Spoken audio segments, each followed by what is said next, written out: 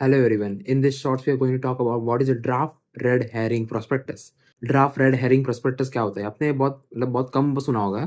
तो मैं as a 15-year child, I will as a 15-year boy would understand this. So in this language, I will be talking this.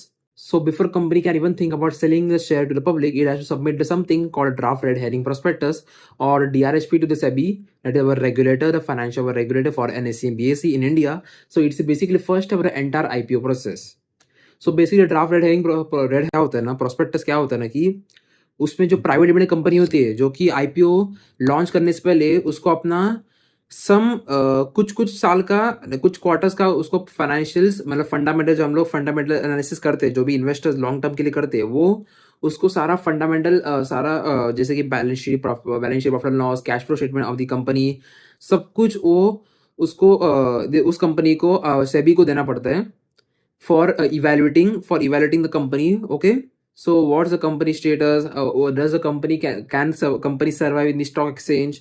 Company में potential है कि नहीं? Company investor के लिए अच्छी है? इन्वेस्टर्स मतलब उसमें इंटरेस्ट ले सकते हैं कि नहीं? उसमें ऐसे बहुत सारे रीजन हो सकते हैं, जैसे कि draft red herring prospectus company को, प्राइवेट कंपनी को इश्यू करना पड़ सकता है. So think of DRHP as a rough draft. So version of the company's IPO document. It is the very first version of a company submits to the SEBI, India market regulator, for approval before doing anything else.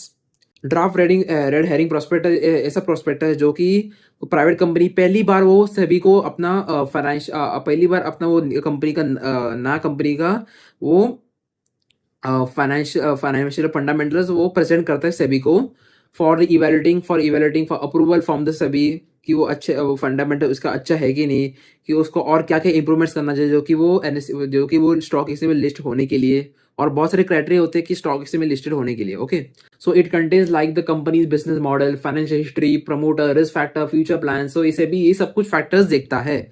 So since it's a draft, SEBI can review it and ask the questions and even request changes before allowing the company to move forward. So क्योंकि ये rough draft की SEBI उस company से पूछ सकता है कि इसमें थोड़ा करेक्शन करो, इसमें थोड़ा ये करो, इस थोड़ा इंप्रूवमेंट लाओ, इसमें थोड़ा इस तरीके से करो, ये कंडीशन क्राइटेरिया मीट नहीं कर रहा है, तो वो कंपनी को उस तरीके से फॉलो करना पड़ेगा सेबीज का गाइडलाइंस. सो हम लोग इजी एग्जाम्पल की मदद से समझेंगे, अगर आपको समझाने होगा कि ये.